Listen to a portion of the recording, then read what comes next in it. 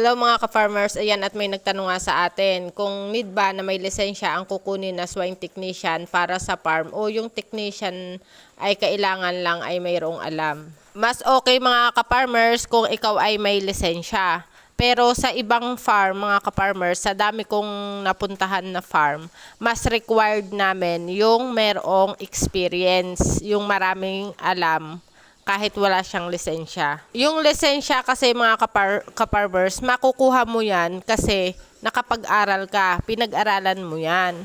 Ang kaibahan lang yan mga kaparmers, kapag dumating ka kasi doon sa farm at actual ka na gumawa, minsan kasi ang dami na hindi marunong. Iba kasi mga kaparmers, yung nag-aral ka doon sa lesson, pero pagdating doon sa actual, talagang napakalaki nung pagkakaiba. Naalala ko tuloy mga kaparmers, nung nandun kami sa Plaridel, Bulacan, nag-interview kami doon ng mga fresh graduate na gustong pumasok bilang farm manager, technician. Kapag technician mga ka-farmers, sakop mo yan lahat. Marunong kang mag-EI, marunong kang magpaanak, marunong kang mag-iron, magbakuna, mag-medicate. At syempre hindi mawawala diyan na dapat marunong kang magkapon. Kapag may lisensya ka at marunong ka din, mas malaki ang sahod noon mga ka-farmers. Pero sa mga farm mga ka-farmers, hindi naman na kailangan yung ikaw ay may lisensya dahil ang hinahanap nila yung marunong. Ang katwiran ng iba, experience is better than knowledge. Kapag sa paghahayupan mga ka-farmers, talagang maia-apply mo yung ganyang kasabihan.